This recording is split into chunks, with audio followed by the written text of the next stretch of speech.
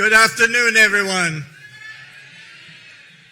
Good to see you all. My name is Thomas Ahrens, and I'm the Director of Convocations here at Berea College. So I'd like to welcome all of you, distinguished guests, students, faculty, staff, retirees, and community members to our 2020 Martin Luther King Jr. Convocation.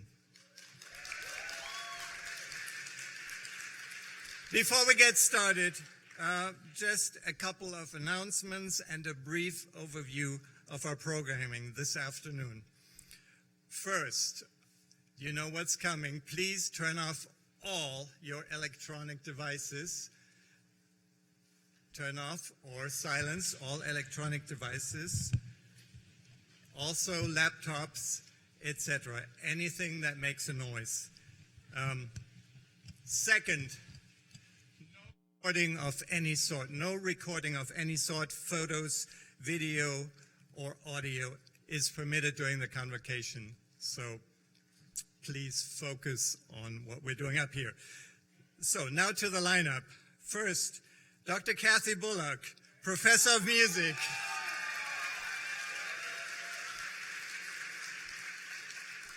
Dr. Bullock will lead us in song. After the music, Mr. George Giffen, who is already here on stage, a 1966 Berea College alum, will share his experience as an active participant in the 1960s civil rights movement.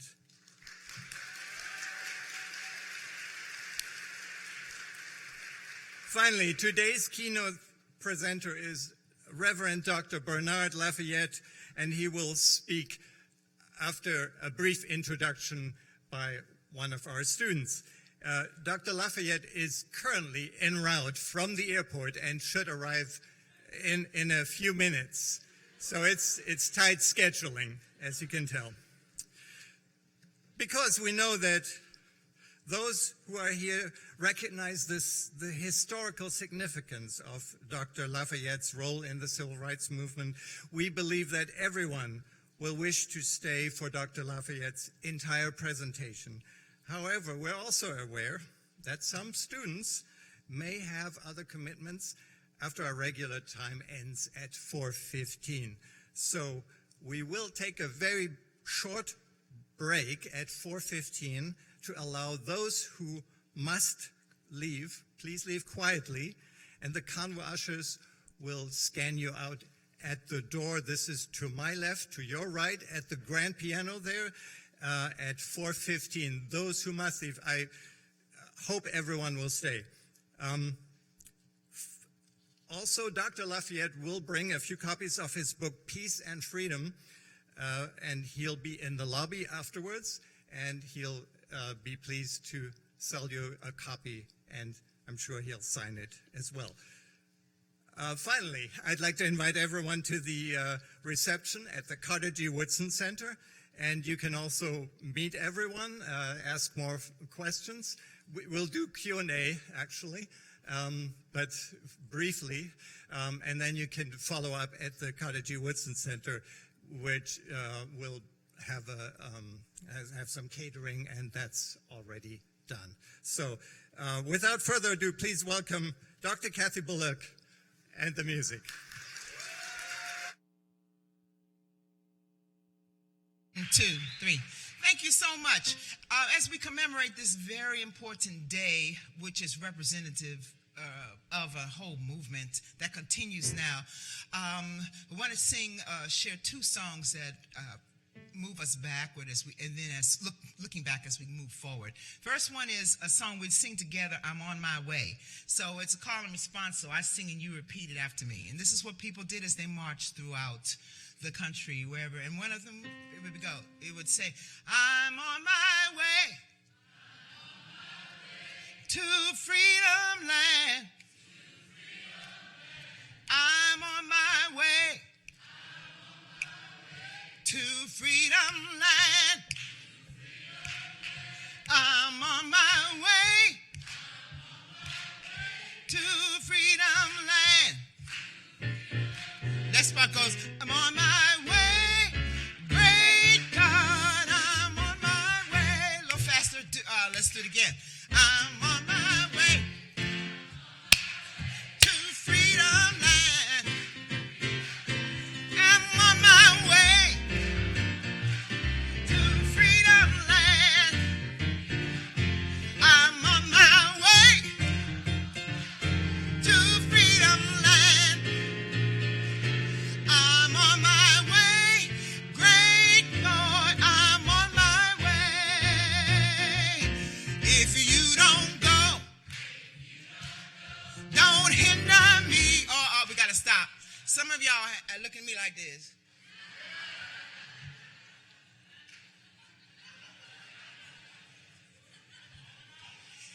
I'm inviting us all.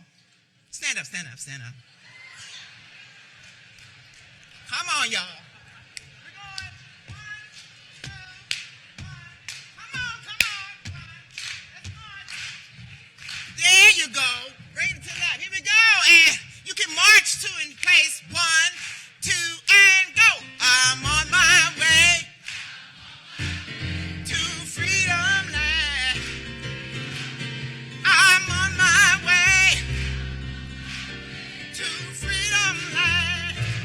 Yeah, I'm on my way to freedom land. I'm on my way, great God, I'm on my way. If you don't go, don't hinder me. If you don't go, don't hinder me. If you don't go, don't hinder me. I'm on my way, great God, I'm on my way.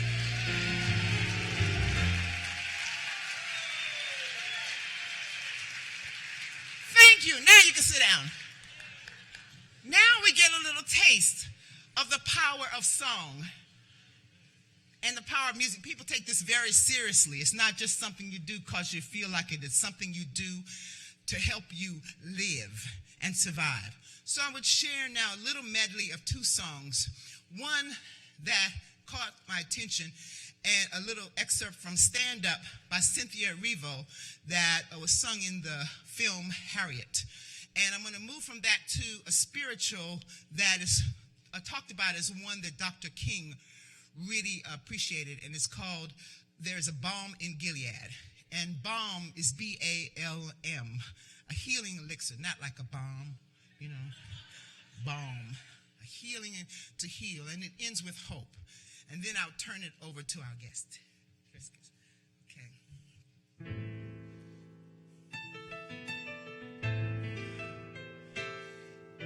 Stand up, take my people with me. Together we are going to a brand new home. Far across the river, can you hear freedom calling? Calling me to answer. Gonna keep on keeping on. You better stand up. Stand up, stand up, oh, stand up, 'cause there is a balm in Gilead to make the wounded whole. There is a balm in Gilead to heal the sin-sick soul. Sometimes I feel discouraged. I think my work's in vain. But then the Holy Spirit revives my soul again. Again, there is a balm in Gilead to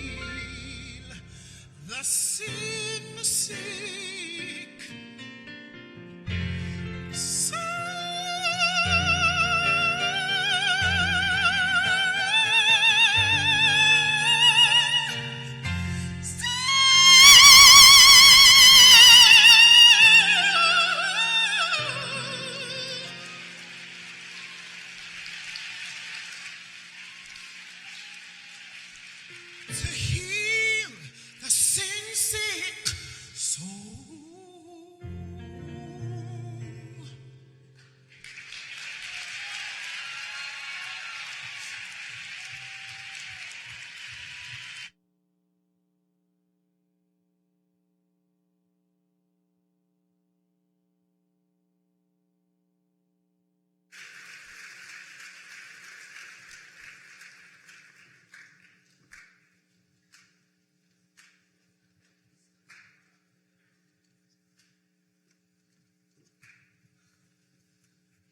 So it's my great honor, and I'm pleased to welcome George Giffen, who is a graduate of 1966, Berea 1966. A history major. And good news, just a footnote, our speaker, Dr. Lafayette, has also arrived. I'm glad to know that, because I've just taken my speech down to half, and I think I'm going to squeeze it more because you need to hear everything you can from Dr. Lafayette. He's one of the most purely nonviolent, inspirational people I've ever accessed. I spent time with him at the Detroit MLK Day 2 years ago. He came to Central United Methodist Church, and we had a church you couldn't have squeezed one more person in. And he spoke for an hour, and normally in a half hour, everyone's ready to march. All the marchers just sat back because they knew this is rare. And he had them in the palm of his hand for an hour. MLK groups across the country, MLK programs across the country, believe me, are envious that you have Bernard Lafayette with you today. And I'm honored to be here. I came down as a northern student from Michigan in '62. And I was rejected once, and 2 weeks later I was accepted. Thank God. And I quickly fell in love with three things: the Southern accent, spoon bread, and the way you greet people on the sidewalk. Everybody gets greeted. And I was crossing campus one day, and I was busy in a book or something, and someone passed me, and I said hello, and I didn't hear it back. And I turned to see who didn't say hello, and it was a dog. And I want to digress on one more thing, and then I'm going to get moving quickly. A gentleman named White Eagle, the late White Eagle, he's passed on. I heard him in Detroit some years ago, a Lakota singer of the top order, gave a talk on some struggles. He started his talk in a unique way. He said, I'll update this. Everyone look at your cell phone's correct time. Look at your time on your cell phone. Do not do that again. I want to thank all the groups. I wasn't going to name each of you individually, but believe me, I'm going to get through this quickly. All the groups responsible for making today possible. And I have to thank my daughter, Karen Jackson, and my son-in-law, Bobby. My daughter is the best driver. Believe me, we had terrible predictions making it from Detroit. We left in about 8 inches of snow, and we didn't know what was happening, but we got in Saturday night at 7 o'clock, and it's been great. So I thank God for that. There are two groups of Bereans. First, I've got things highlighted in red now that I have to mention. Ann Beard Grundy couldn't be here. She's up to her eyeballs in Lexington MLK activity. She was with us in '65 when we went down to Montgomery. 5 of us had been down to Selma first, and I'll get to that. But Ann Beard Grundy is quite a powerhouse. At one of the orientations for Carter Wilson Center that I went down south with some faculty to civil rights sites, Ann told a classic story. When she was a little girl, and I had not known this, her father was minister at the 16th Street Baptist Church, which is now very famous for where the bombing took place and 4 little girls died. So one day in that church, she and her 2 brothers, they're just about this high. They're down in the basement. No one else is there. And there's a Coke machine, and the weather there is usually very hot. One brother got on his knees and started banging and jiggling, and he's got his arm in there, and a free pop drops down. He leaves. The other brother does the same. Bing, bang, another pop drops down, he leaves. So Ann is now alone. She gets down on her knees and starts doing the same thing. And eventually she hears, "What are you doing?" And she said, "Oh, my brother's back." She doesn't even look. She just keeps working on it, And then another, "Oh, hey, stop that." And she just thinks her brothers are hassling her, just struggling, thinking, "I got to get one." Finally she hears, "Young lady, what are you doing?" And she feels a hand on her shoulder. She turns around and looks up into the face of Martin Luther King Jr. True story.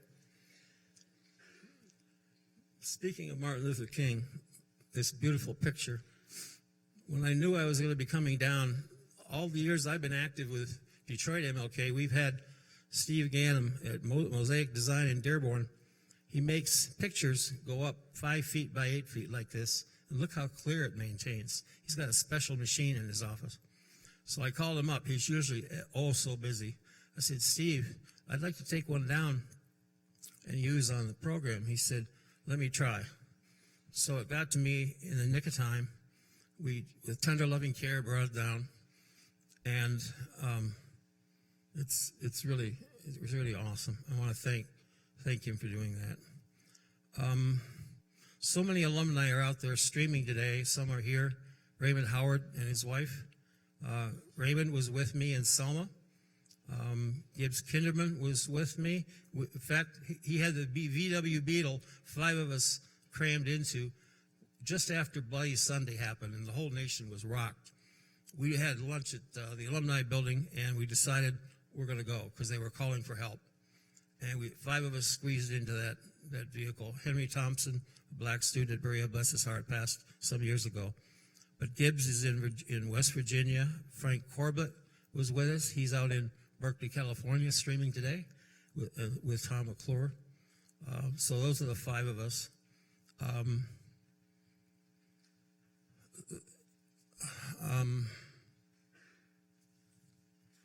From 61 through 66, when I first learned I was coming, I thought, an awful lot happened. And I got to tell them, an awful lot happened in the 60s. And I'm thinking, there's an awful lot happening now. The Vietnam War was going on in 1961. The Freedom Riders, that preceded our activities.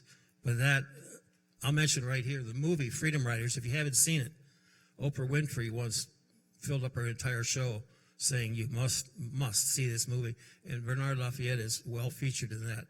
And I met a Freedom Rider, John Hardy, who's a friend of Bernard's in Detroit. I shook his hand and I said, "You folks had courage 100 times our courage when we went to Selma." What they endured in those freedom rides. I was once down in Birmingham by the 16th Street Baptist that I referred to, and I was told about Dick Gregory, the comedian, was in New York seeing dogs being sent after children protesters and fire hoses. And Dick Gregory took the next plane from New York down to Birmingham and joined the protesters, immediately got arrested. He was in a crammed, overcrowded jail cell, and he saw a boy that looked like he was 5 or 6, and he kneeled down to him in the corner and said, "What are you doing here?" And the boy said, "I here for freedom. I here for freedom. I here for freedom." His way of saying, "I'm here for freedom."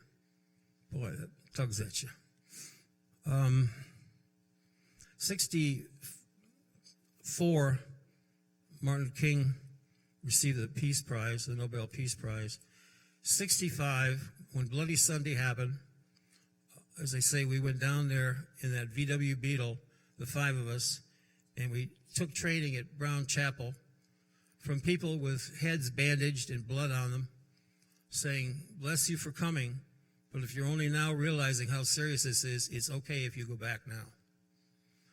So we decided to hang in there, and Dr. King came in and spoke with us, and then we sang, and I don't know if it topped this, but it was singing. I thought Brown Chapel was going to fall right down. And with that, I've never felt such a spiritual energy amongst so many people. We walked out toward the Edmund Pettus Bridge, and I've told this for years. When I walked past one policeman, I don't know if he was local or state or what, he gave me a look. His eyes were telling me, if you get NBC and ABC and CBS cameras out of here, I'll bust your head just like I did some folks 2 days ago. And I had to get closer to him to get past him, and when I did, I felt I was no longer had fear of death. We came back. I thought King was brilliant that day to turn us around. The protection wasn't in place, and there was an injunction, everything. He had all kinds of good reasons. So we came back to Berea to organize, and we ended up with 58 Bereans, students, faculty, ministers, and we took a Greyhound bus and 5 cars, one of them loaned by President Hutchins, and we headed for Montgomery and met at St. Jude with everyone that had come in there from Selma, the long walk, and headed out to the state capitol where the Confederate flag was hanging above the state capitol, and even some of the soldiers were standing there with Confederate flags on their arm. It was very moving. His talk that day, it came down through the crowd, his talk in Montgomery, just almost like the words were coming right through your whole being. It was very, very moving. The Voting Rights Act was in '65. I'm going to skip ahead because I got to give all the time to Bernard we can. Viola Liuzzo was killed last night in Montgomery. She was shuttling someone back to Selma. She was a lady from Detroit that came down to help. She had 4 children in Detroit, but she came when she heard the call. And I went to a Wayne State University program one time where they gave her a posthumous honorary degree. They had never done that posthumously. It was a very moving program. And one of Viola Liuzzo's daughters stood up to the microphone and said, I have been asked ever since my mom was killed, why in the world would your mother go down there with children back here in Detroit? Why would she take that risk? My answer has always been, why didn't everybody go? Wow.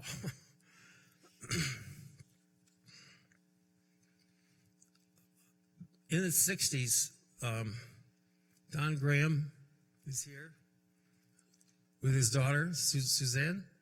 Don was director of religious activities in charge of bringing people to speak at campus. He invited Martin Luther King to speak at Berea College. And he received this letter dated January 17th, 1968, on Southern Christian Leadership Conference letterhead. Reverend J. Donald Graham, Berea College, dear Reverend Graham, it is with deepest regrets I must write you at this time because of the spring mobilization that Southern Christian Leadership Conference is undertaking in Washington for jobs or income for the nation's poor. I find this project will take almost all of my time for the next 3 months. This means that it will be impossible for me to follow through on several engagements that I have accepted for the last of March and 1st of April. I know your disappointment is real, and I know mine is even greater because I have always admired the great work and rich history of Berea College and longed to visit it. I can assure you that I would not cancel such an important engagement if our compelling program needs did not demand it. I hope that you will consider this cancellation more in the light of a postponement, and do feel free to invite me at a later date. Sincerely, Martin Luther King. Negotiations were underway to reset that had to be dropped because he was assassinated 2 months after he wrote this letter. When that happened in Memphis, that's another time that I found myself in the same city where Bernard was. Bernard was with Dr. King the last night before he was killed, and King was appointing him to head up this Poor People's Campaign. Dr. King spoke at the last minute, having been ready to go to bed. They called him up to the temple. It was pouring rain in Memphis. I was there on a business trip, and I got some directions on finding the temple where he gave his last speech. And I could not find my way there. And I went back to the hotel that I checked out of and checked back in. The next day, I'm driving out of Memphis toward New Orleans. I was on work for Lubbock Literacy. I turned on the radio and I learned that Dr. King has been shot, and I was just mortified. I called my office and they said, find Holiday Inn, get off the road. Well, I was in the middle of Mississippi, and I did. I went into a Holiday Inn, and I walked into the lobby, and everyone was focused on the TV above the counter, and now they're announcing that Dr. King has died. He's dead. And when they announced that, the fellow behind the counter raised his hand up and slammed it on the counter and said, "Hot damn, we got him." And I'm realizing what a place for me to be at a time like this. Also on my mind is I left Memphis in a light-colored Mustang. I checked in and out and back in and out of a hotel. I told the maid as I left I was looking for Dr. King last night. All the way down to New Orleans, I'm thinking, oh my God, I'm going to get swept into this. But it was to be a different way, indeed. I went to a memorial down there in New Orleans. I want to give a couple of reference items, and then I got a closing. How am I doing? We got Bernard here. As I've said before, please see Freedom Riders, the film, please, if you have it. There's a book written by Fred Epley, graduated from Berea. He marched in Montgomery with us. A few years ago, he came out with a book called A Tar Heel Marches, the story of a Berea student who became a civil rights activist in Montgomery. I recommend you take a look at that. I recommend Politics of Love by Mary Ann Williamson. She was close to the King family, and she's got a message there.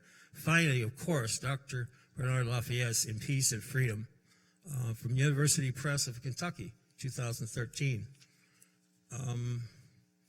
Skip that. I'm going to go right to my closing. We're going to get Bernard up here. My last page, Tom. Happiness is when what you think and what you say and what you do are in harmony. Be the change you wish to see, Mahatma Gandhi. Each of us is responsible for three things in life. Three things to do in our lifetime. Number one, we need to recognize the chaos of this world. Number two, we need to refuse to be a part of it. And number three, we need to shine our light as best we can in our part of Earth's garden. That's Paramahansa Yogananda. L.R. Knost had this to say, and then I got one more thing and I'm done. Do not be dismayed by the brokenness of this world.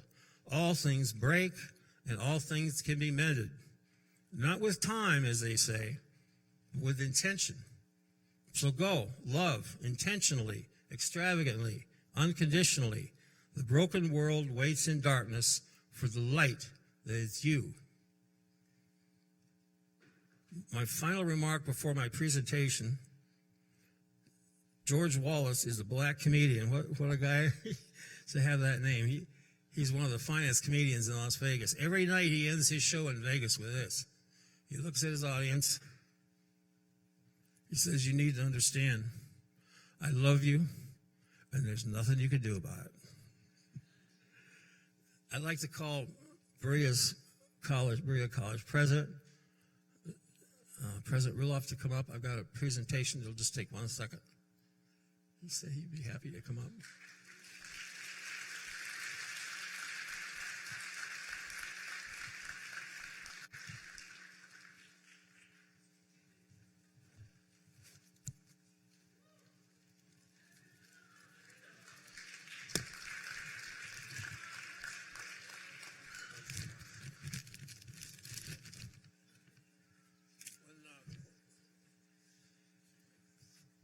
Congress passed that resolution. They put out one gold medal that is in the museum in Selma. I'm presenting to your president a bronze U.S. Mint replica of that gold medal to have in his office.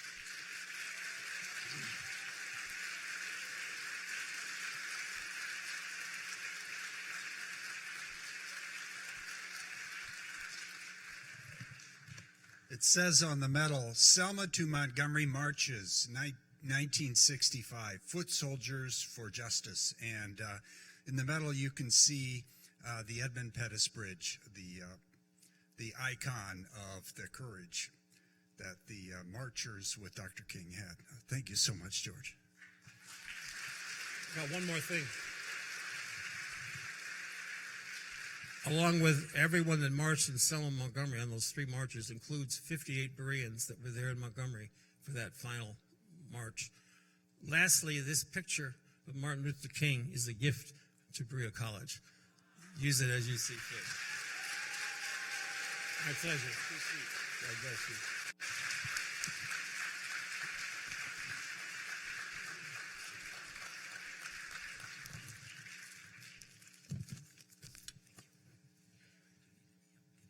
I will, yeah. There's a group here.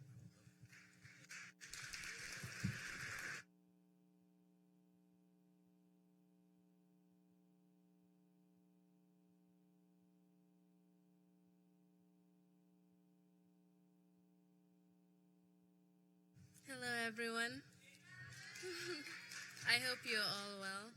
My name is Madeline Kujabi, and I am an Asian Studies and Psychology major. Today, I have the honor of representing the Carnegie Woodson Center and the Black Cultural Center, as well as our other co-sponsors, as a member of the Diversity Peer Education team, to introduce our distinguished Martin Luther King's Day Convocation speaker, Reverend Dr. Bernard Lafayette.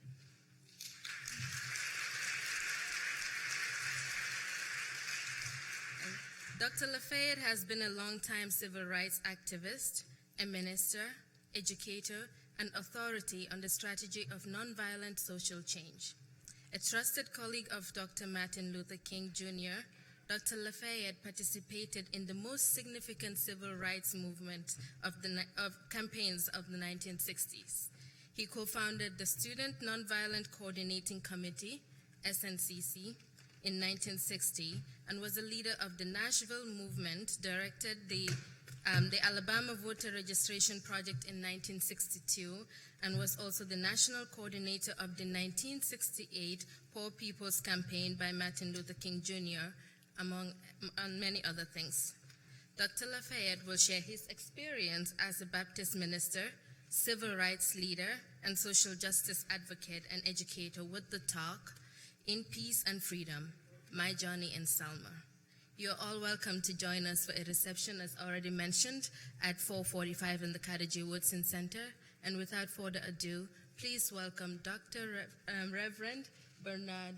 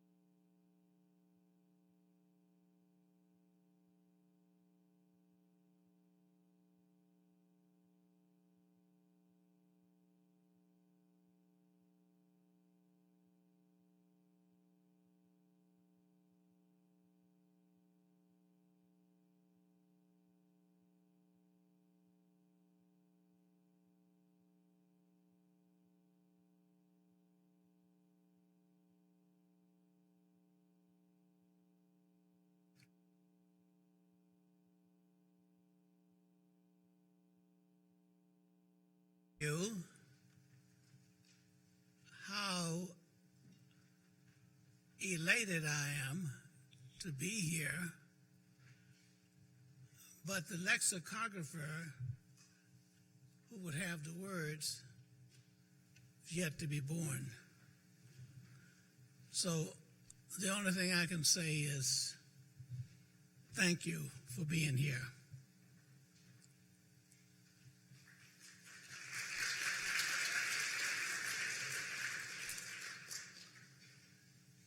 I had no idea what I was coming to. Your turnout on this special occasion says what Martin Luther King was about. I appreciate the invitation. And as you could imagine, I had other invitations, and I spend more time undoing the acceptance of invitations. In fact, I've now gotten to the age where I triple book, not just double book. So then I have to spend all my time trying to undo what I said I was going to do last year. But I can't tell you that I'm just so excited to be here with you and to know that you are celebrating and commemorating Martin Luther King's special holiday.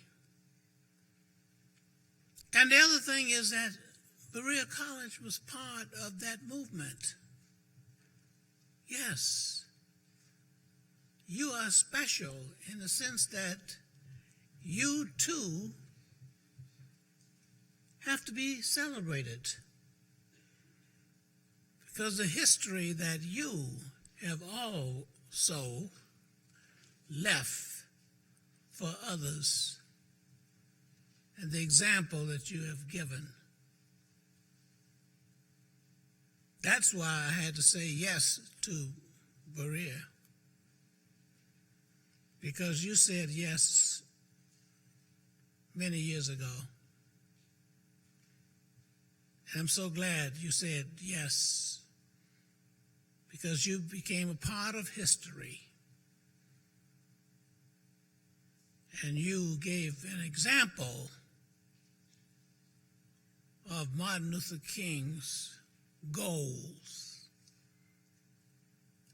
aspiration, and desires. Oh, I need to explain to you that the movement that we're talking about was not just a black movement. No. In fact, the Civil Rights Bill that was passed, we didn't have the majority of black folks in the legislature. No, white folks passed that Civil Rights Bill.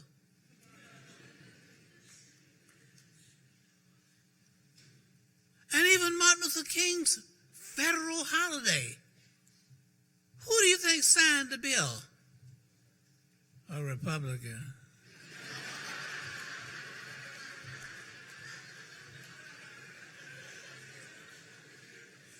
Is that true? I mean, you got to make sure I'm saying it right. Because, you know, I'm a senior citizen now. Yeah, I can get away with a lot of stuff. But I know when not to take my shoes off. I came to the airport last year, and this young, security person, and I'm sorry, she was a young lady, but she said, "You have to take off your shoes." I said, "No, I don't take off my shoes." She said, "You have to be 75 years old if you're not gonna take off your shoes." And I said, "Well, I'm she said, "You ought to stop lying to the security people." She was very forthright, you know, and she was young too, you know. So I had to run and rush and grab my bag thing, you know, the bin going through there, because you have to take everything out of your pockets, and my driver's license was in there that had my birth certificate on it, and I had to run, and I managed to get my hand through there without breaking my fingers, and I pulled out my thing, and I showed it to her, and she looked at my picture real seriously. She thought I was trying to, you know, pass for somebody. And so she looked at me, and she broke down in tears, because she had embarrassed me in front of all these people. that I was trying to put my age up. And most folks, if you're not teenagers, of course, are trying to keep their age down. And I'm trying to keep my age, so I don't have to be taking off my shoes and stuff. And I don't mind taking off my shoes, but, you have to string them up, and it's so easy now to just stick your foot in your shoe, you know what I mean, don't you? Yeah.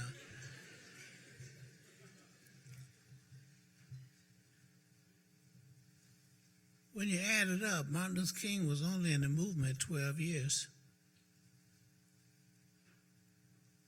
Is there something?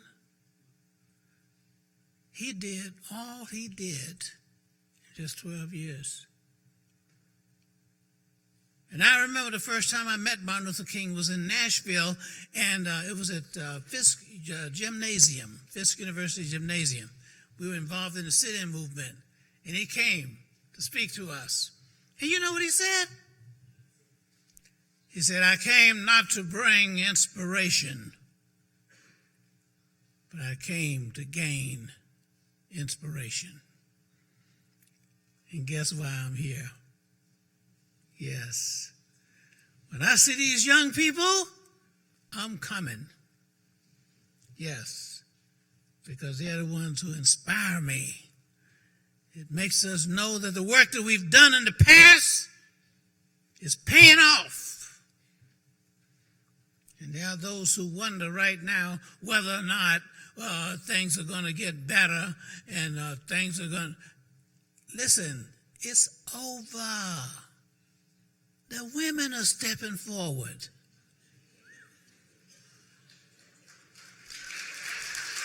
Come on up with it. They were behind the scenes before. They've always been there. But now they're stepping to the forefront. And I know that I can play some more golf now. Yes. The women and the young people often get the question, well, it looked like things were getting, how do things got so worse? And we had a black president and served 2 terms, not just 1, 2 terms. That'll show you things are better. And he had one of those names that you got to be careful about pronouncing. And yet he's the president of the United States of America. That's something? Yeah. Things supposed to be better. But let me explain something to you. First of all, life goes through cycles. Yes, history repeats itself. That's why history is not a mystery. All you've got to do, okay, is understand the past, and you'll make a touchdown. Yes. All you got to do is watch the game tape. And if you watch the history of the movement, the civil rights movement, you will see some of the same kind of behavior in the past that you see today. Yes, it's no mystery. The question is why? It's why is because if we live long enough,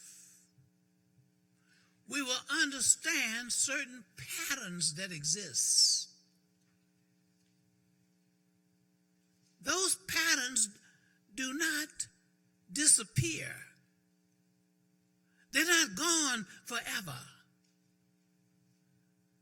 Those patterns sometimes are in the edges of our vision, and we may not see them as clearly as we used to see them, but they're always there. And sometimes it gets dark. We can't see those things at all.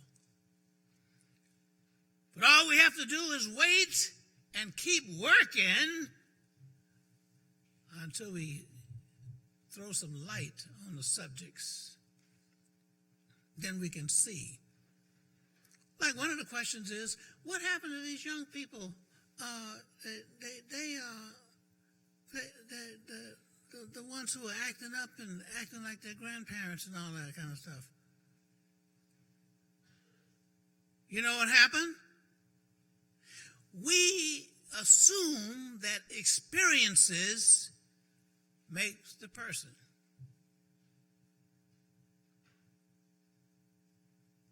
Yeah.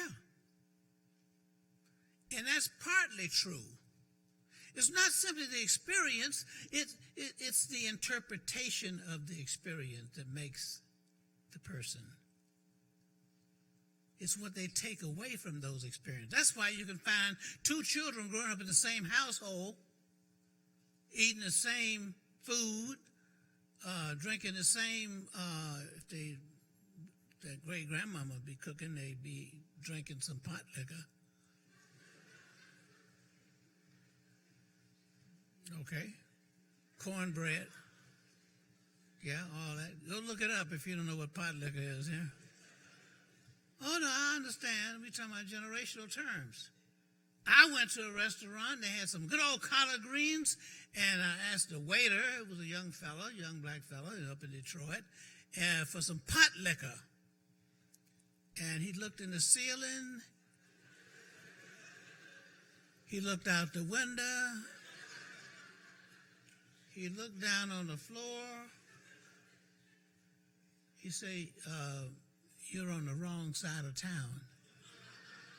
Pot liquor. And one restaurant, they told me, and this was in Alabama now, and you told me, he said, we don't serve liquor in a pot.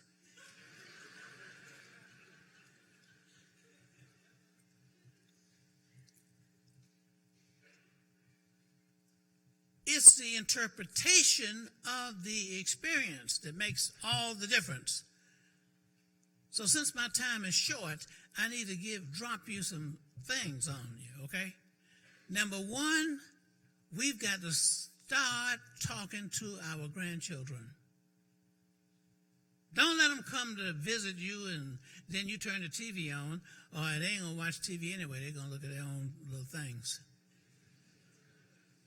And they know these things, by the way, what to do with them. They get a lot of information that you don't know about. It happened with my son. He called me and said, Daddy, I said, what is it, son?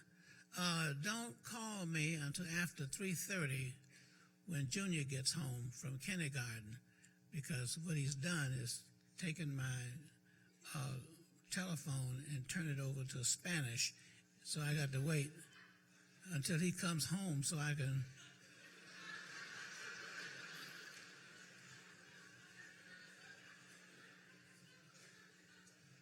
This is the same son that got put out of kindergarten class. Can you imagine a kindergarten kid getting put out? You know why? Because he's always correcting the teacher. There's nothing wrong with explaining to teachers that they don't consider Jupiter another planet now, you know what I mean? A lot of folks don't know that, you know, but little Junior did. And he explained to the teacher, and she put him out of class. So I had to explain to him that you can correct the teacher, but not in front of the other students. We've got to talk to these young people so we can understand how they are experiencing life, but more than that, how they are interpreting life. What these experiences means to them. And that's what we've got to do. We've got to get into more dialogue, got to get into more conversations. You see, what happened is that when we look at life, It is measured in numbers. Yeah, your age. They talk about numbers. Okay? Yeah. Centuries. Yeah. Decades. Yeah. Years. Yeah. Those are all numbers they're talking about. Hours, weeks, seconds. Because there are only 5 seconds, or rather, there are only 10 seconds, in a year. January 2nd, February 2nd, March 2nd.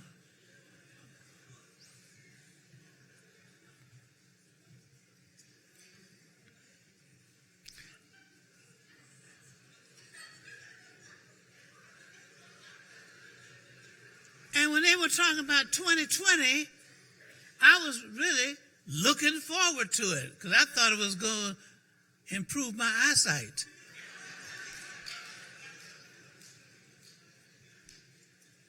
$2020, yeah. I'm in favor of that. Yeah. We want to have some time for question and answers. There are 4 things that Martin Luther King looked at before he decided to start a movement. The first thing he looked at was a specific issue. You can't just go march and demonstrate and protest because you say things are not right. No. You have to look at what specific issue or problem that you're going to focus on. And that particular problem, by the way, has to have global implications. Yeah, thing that's going to make difference on a global level. All right? The next thing is that you must train your leadership. Leadership has to be trained. Whether you're talking about business or whether you're talking about, science, whatever, government. How are you going to have somebody running the government who's not been trained?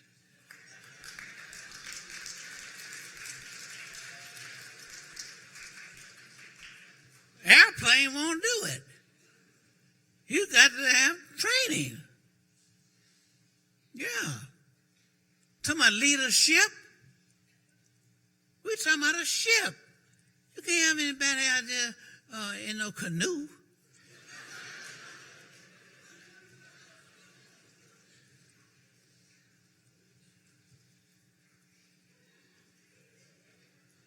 That's the difference. Leadership.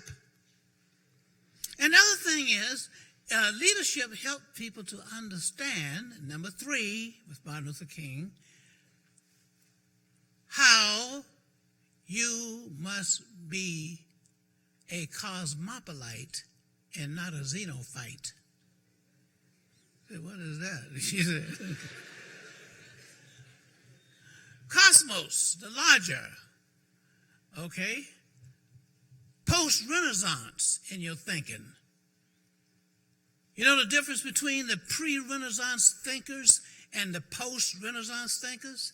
The pre-Renaissance thinkers believed that if you wanted to find truth, it's in the most minute particle of any substance. That's when the microscope was invented. They get right down to the DNA. Right down there, that invisible, okay, thing. Right down there. All right. Pocahontas.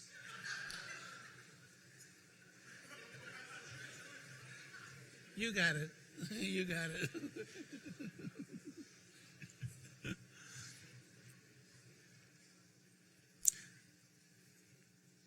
The post-Renaissance thinkers were those who were cosmopolites, and that's when the telescope was invented, because you want to see the broader picture, not just one star, but you want to look at a constellation, the relationship between the particulars.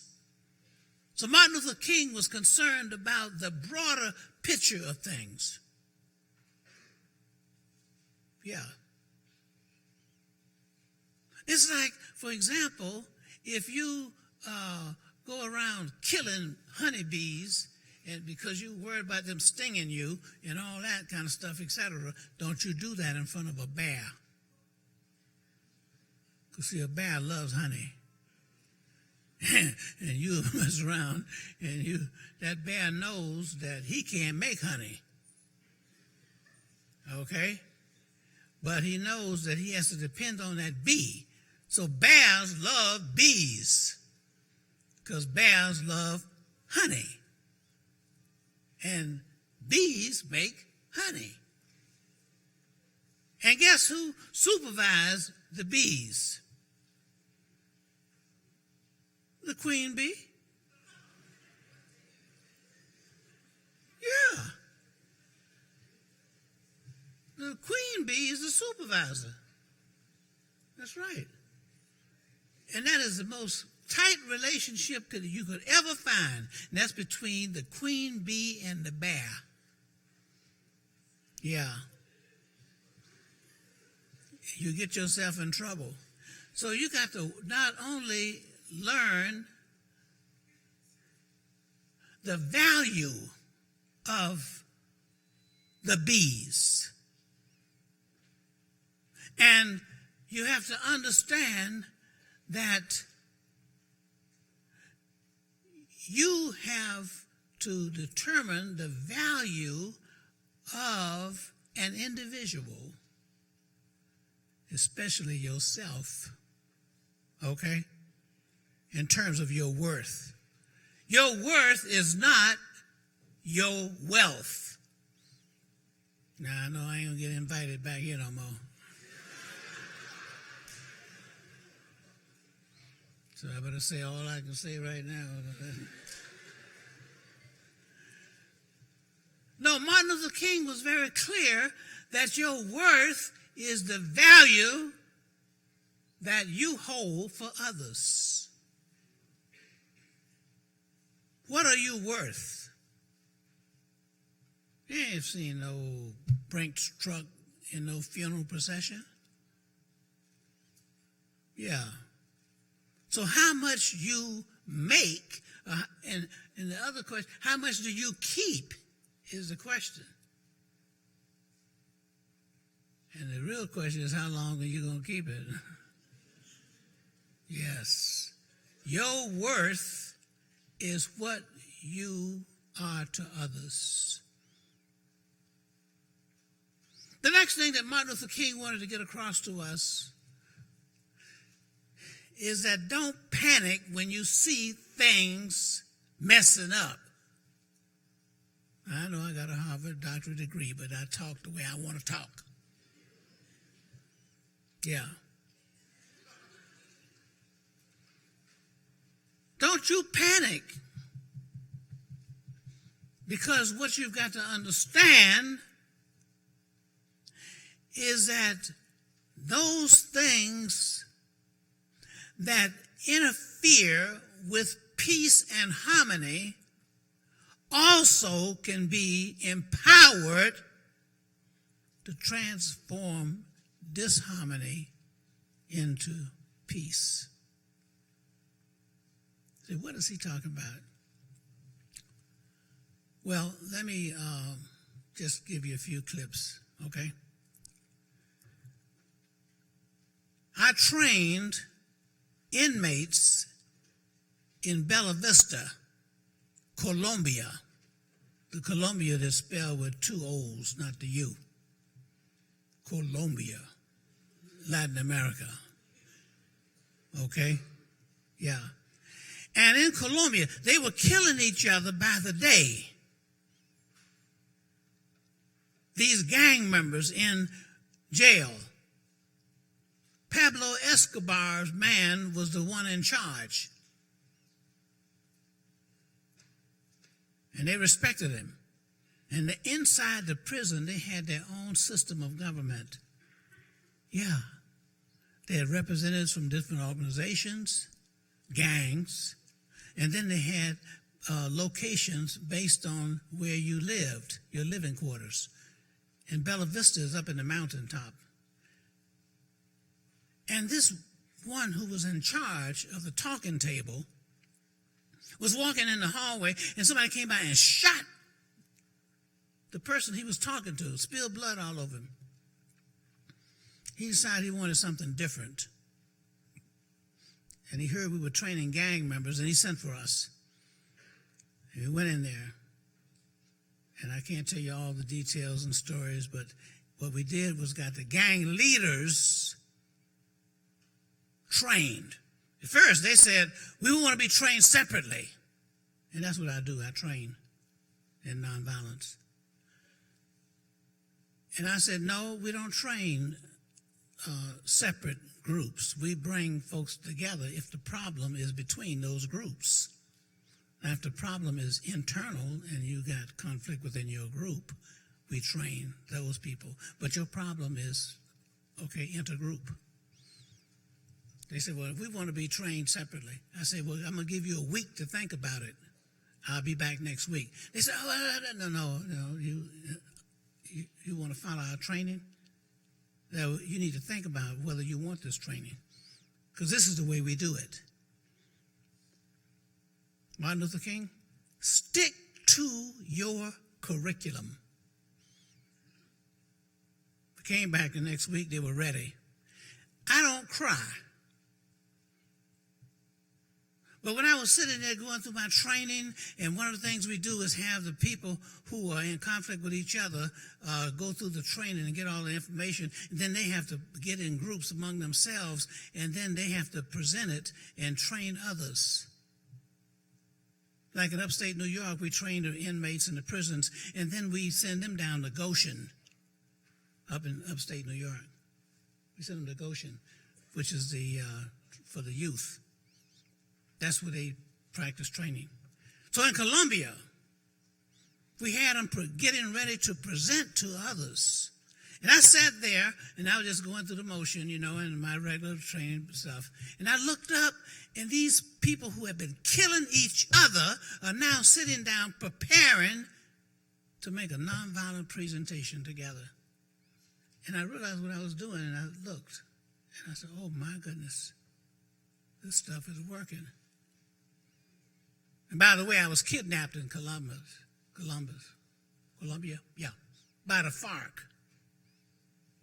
Okay? And when they got me in there, one of the things I did was I waited 2 hours before I started, doing my nonviolent thing.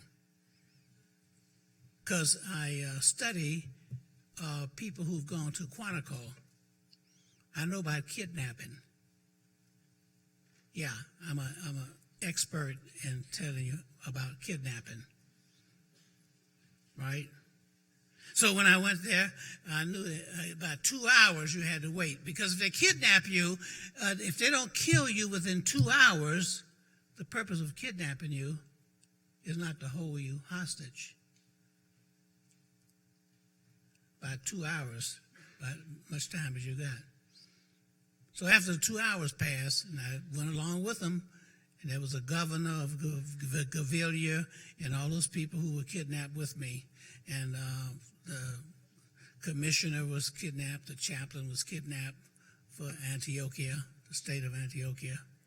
They call them departments in Colombia.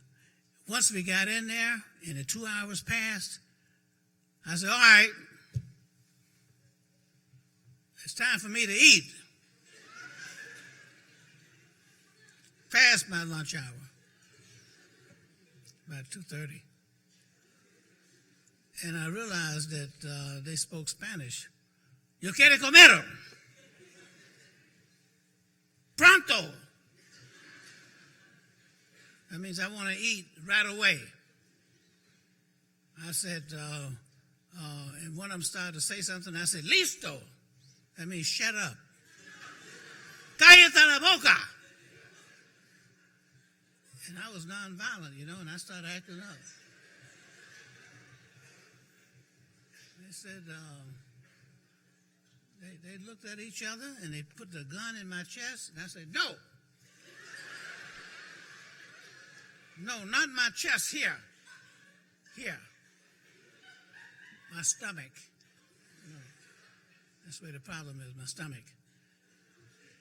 And one of them turned to the other one and say, gringo is mucho loco. Call me gringo.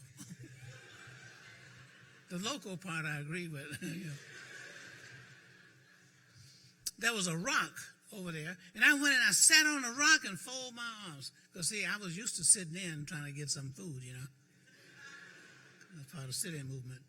So I sat there, and they didn't know what to do. So they called a leader, okay? El Paiso was the leader, and it took him a while to come, and he got there.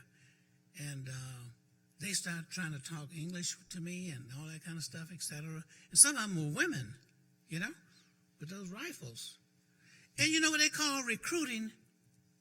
Going to a family's home, taking all the children, 12 years old and others, out of the house and bringing them into the FARC. They call that recruitment. That's kidnapping. They don't know the difference between recruitment and kidnapping. So I didn't like that at all. So I didn't go along with it. But I started talking back and forth to them in English so they could learn some English and stuff like that. And so when El Paiso arrived, I had kidnapped his kidnappers. I had a little problem because they didn't want me to leave. But El Paiso say, I heard him in Spanish, he said, we got to get him out of here. Because, he has too much influence on people. So while they were waiting, trying to negotiate and everything, they sent for some food. And when I ate, everybody ate. Yeah, so they liked that. And I heard them talking in Spanish because I'm from Tampa, Florida. In fact, my grandfather was born in Cuba, okay? Great-grandfather born in France. So I know a little bit of all that.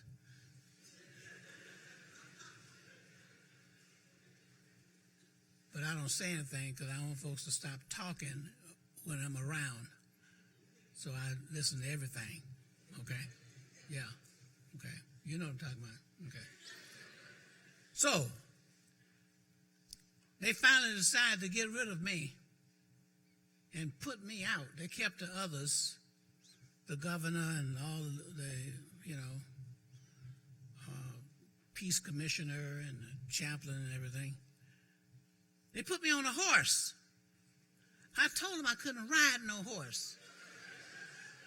Now, if it was a mule, I could ride a mule.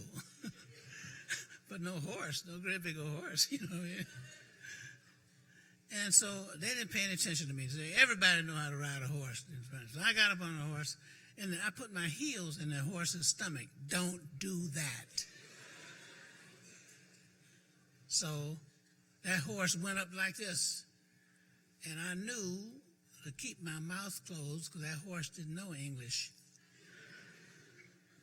The horse only knew Spanish. And I say the wrong thing, and I get thrown off of that thing. So they said, no, don't do that. You're supposed to put your knees, this is bareback now, put your knees in the horse's stomach, and you're okay. But not your heels in the stomach. Okay, I'm just giving you my little lesson to save my life. We finally got me out of there and everything, etc. But I kept training in nonviolence everywhere I went.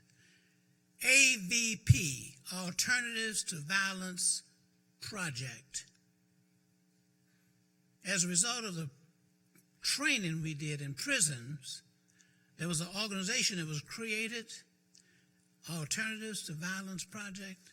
It is in 60 countries around the world right now. 60 countries.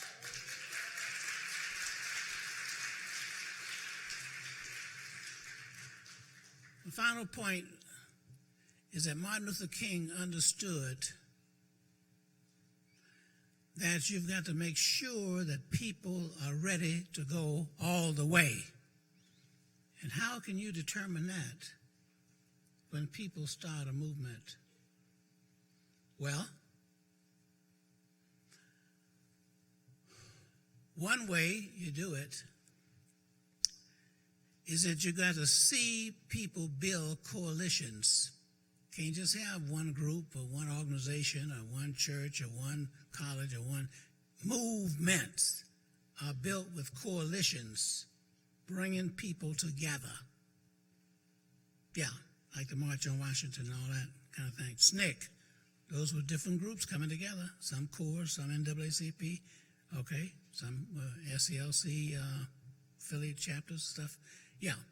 So the point is, that's one thing you look for, whether you have the ability to build coalitions.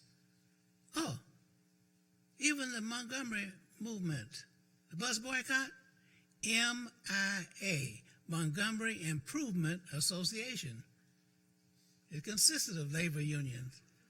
It consisted of churches. It consisted, okay, of all kind of civil rights organizations.